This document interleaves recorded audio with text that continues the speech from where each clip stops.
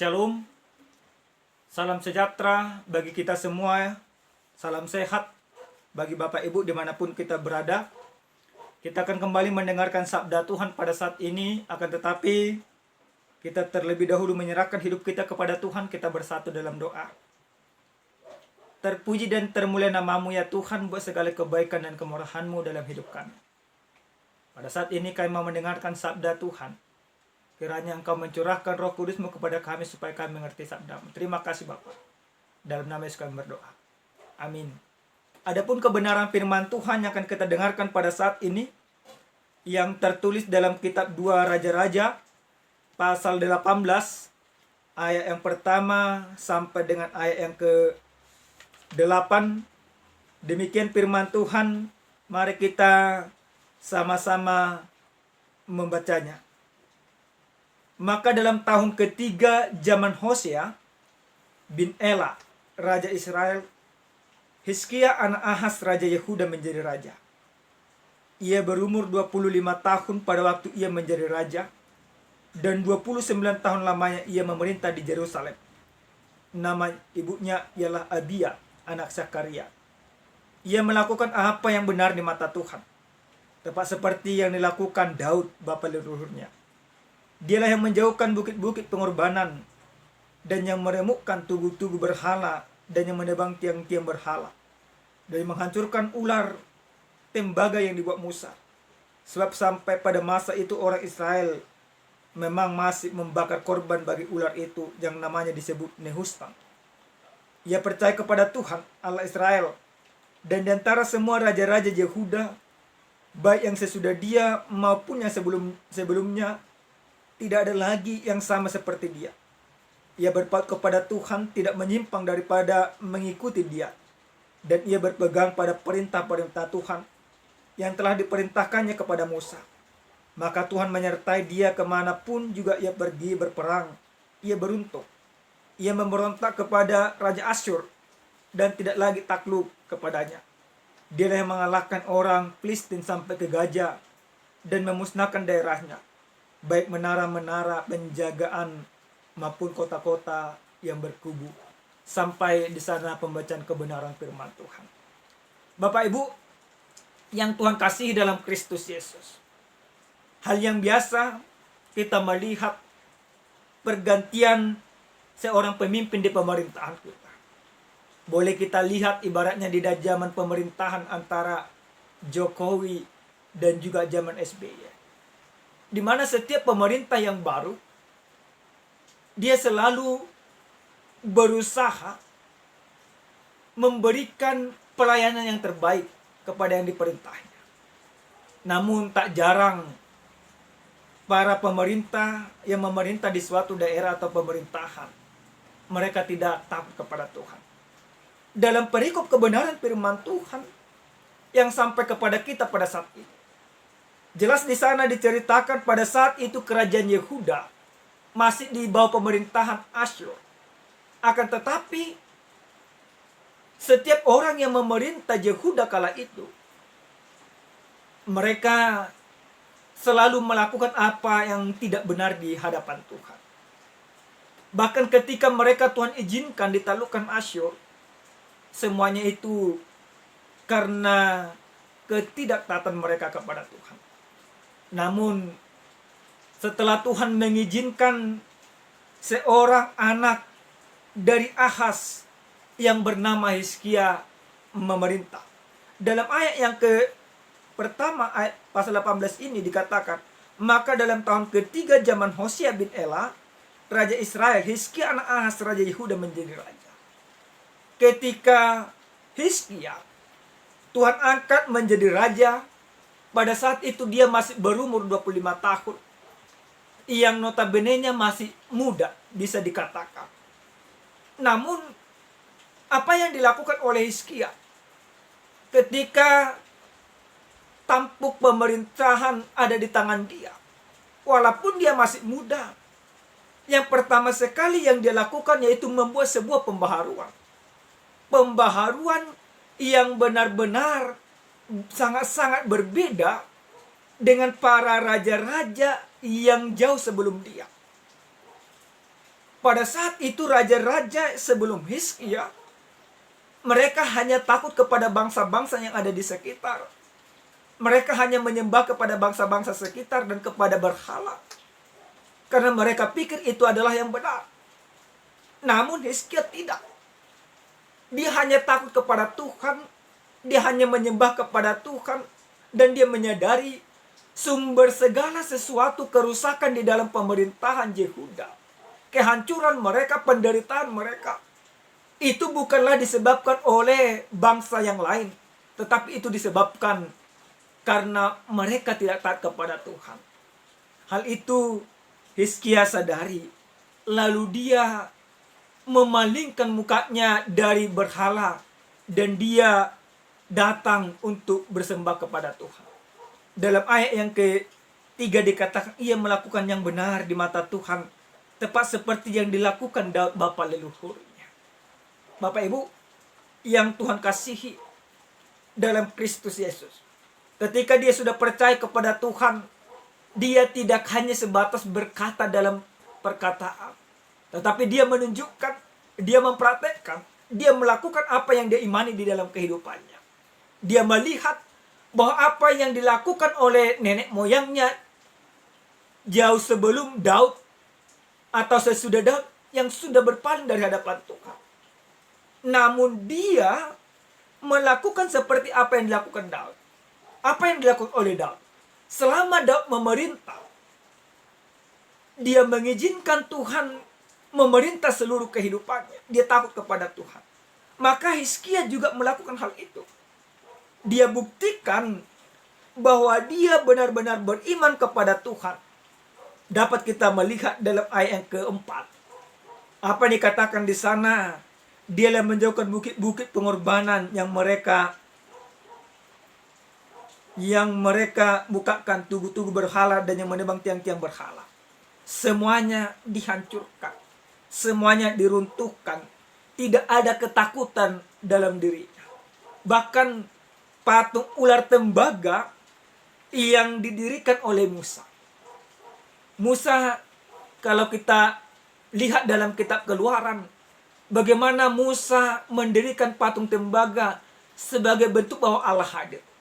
Namun sesudah Musa meninggal, itu disalahartikan oleh orang Israel. Mereka menyembah patung itu. Mereka melakukan penyembahan berhala. Yang notabene-nya patung tembaga itu ditujukan supaya mereka menyadari bagaimana Allah hadir pada saat itu. Itu di mana ada persoalan ketika orang Israel memberontak dari hadapan Tuhan. Tuhan izinkan ular tuduk api untuk memangguk mereka. Namun ini disalahartikan. Hizkia menyadari jika ini dibiarkan terus, maka murka Tuhan akan senantiasa bersama dengan mereka. Maka Hizkia lakukan sebuah pembaharuan besar-besaran.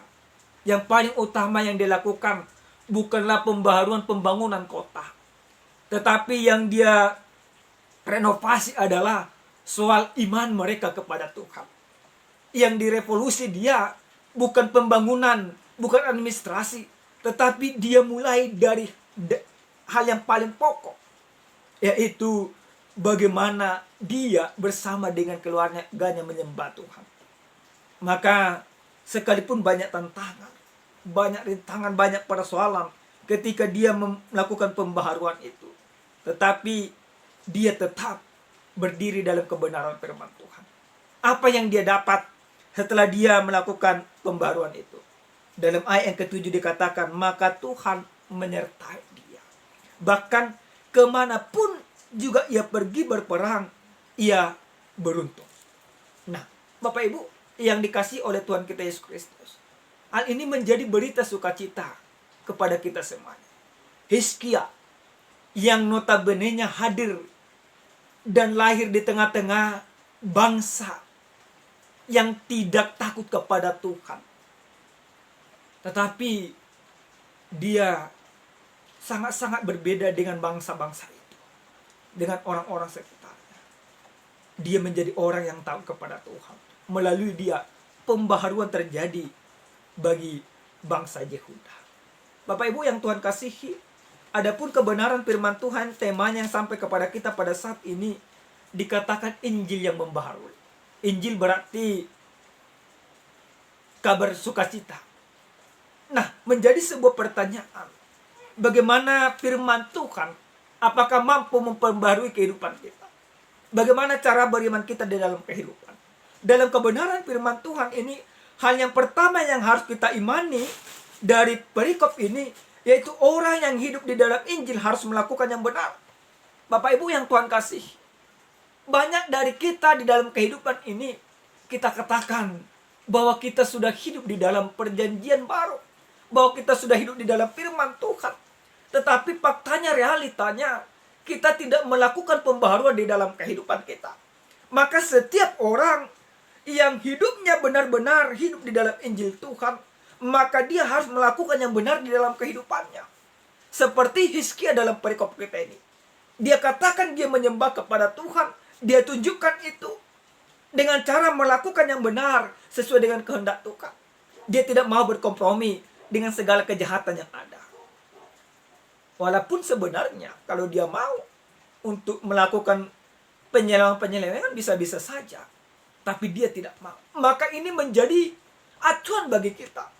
Bagaimana Hizkia, dia beriman kepada Tuhan, maka dia melakukan yang benar. Maka kita juga di tengah-tengah kehidupan kita, di tengah-tengah keluarga, kita harus melakukan hal yang benar sesuai dengan kehendak Tuhan. Karena apa? Karya yang Tuhan inginkan adalah iman yang benar dan dibuktikan dengan perbuatan yang benar. Itu yang pertama. Yang kedua, bagaimana sebenarnya Injil yang membaharui kehidupan kita. Yang kedua, orang yang hidup dalam Injil harus membuat pembaharuan. Ini benar Bapak Ibu yang Tuhan kasihi. Seperti yang kami katakan pada saat ini. Banyak orang ketika dia belum duduk menjadi pemimpin, menjadi kepala daerah, menjadi kepala desa dan lain sebagainya, mereka selalu mengatakan aku akan melakukan ini dan itu. Tapi faktanya janji hanya sebatas janji. Namun firman ini, Hizkia tidak demikian. Apa yang dilakukan? Orang yang hidup dalam Injil, orang yang hidup dalam firman Tuhan harus membuat pembaharuan. Pembaharuan yang dilakukan adalah pembaharuan iman. Maka kita juga di dalam kehidupan kita, mari kita tanya masing-masing, apakah memang kita sudah membuat sebuah pembaharuan di tengah-tengah masyarakat, di tengah-tengah negara, di tengah-tengah pekerjaan kita? Atau kita terkontaminasi atau menjadi sama seperti orang-orang yang tidak benar? Namun ketika Injil Tuhan, firman Tuhan bekerja di dalam hati kita masing-masing, otomatis pembaharuan demi pembaharuan akan kita lakukan. Mari kita mulai pembaharuan itu, tidak yang dari luar sana, tidak yang dari jauh atau tidak muluk-muluk. Mulai pembaharuan itu di dalam dirimu. Ibaratnya ketika engkau sudah menerima Injil Tuhan, engkau rajin berdoa di tengah-tengah rumah tanggamu. Engkau rajin bersekutu dengan Tuhan. Engkau membangun keintiman dengan Tuhan. Engkau rajin mengajak anak-anakmu atau istrimu atau suamimu untuk menyembah Tuhan. Mari mulai dari hal-hal yang kecil Bapak Ibu yang Tuhan kasih. Yang ketiga dan yang terakhir Bapak Ibu yang Tuhan kasihi. Apa yang boleh kita lihat dari kebenaran firman Tuhan ini? Yaitu ketika kita mau membuat sebuah pembaharuan, ada harga yang harus kita bayar. Mungkin saja ketika kita membuat sebuah pembaharuan, kita pasti dibenci. Kita pasti ibaratnya dijauhi. Pasti orang sering sekali dia tidak mau dibenci. Maka dia walaupun dia tahu itu salah, dia sering sekali tidak memperingatkannya daripada dibenci. Namun ketika firman Tuhan bekerja di dalam hati kita, jangan pernah kita takut untuk dibenci oleh orang. Tetapi yang terpenting adalah kita takut dibenci oleh Tuhan. Maka yang kita inginkan, yang Tuhan inginkan dari kehidupan kita, harus berani bayar harga. Tidak persoalan orang membencimu, tidak persoalan orang menjauhimu. Yang terpenting adalah Tuhan tidak membencimu. Yang menjadi persoalan ketika orang menyukaimu tetapi Tuhan membencimu, itu menjadi persoalan. Sebelum Hizkia, kehidupan orang Israel demikian, Yehuda demikian. Para raja-raja berusaha menyenangkan para petua-petua yang notabene-nya sudah lari dari kebenaran firman Tuhan. Hizkia tidak demikian. Bahkan segala tempat penyembahan berhala dia bakar semuanya. Maka apa yang Tuhan berikan kepada dia, dia diberkati. Maka kita Bapak Ibu yang Tuhan kasihi, kita juga demikian. Percayalah, ketika kita mau bayar harga oleh karena kebenaran, kita hidup dalam kebenaran firman Tuhan, percayalah, Tuhan akan menyertai kehidupanmu, Tuhan akan menyertai pekerjaanmu, Tuhan akan memampukanmu melalui segala persoalan yang ada di dalam kehidupanmu. Ingatlah, Injil Tuhan yang sudah kita terima di dalam kehidupan kita, biarkan senantiasa bekerja lewat kehidupan kita setiap saat. Amin, kita berdoa. Terima kasih ya Tuhan kami, Tuhan yang maha baik. Kami sudah mendengarkan sabda Tuhan pada saat ini. Ajari kami supaya kami dapat hidup di dalam Tuhan. Ajari kami supaya Injil-Mu memperbaharui kehidupan kami, sehingga kami melakukan apa yang benar sesuai yang Tuhan kehendaki. Terima kasih Bapak. Dalam nama Yesus kami berdoa. Amin. Shalom, Tuhan memberkati.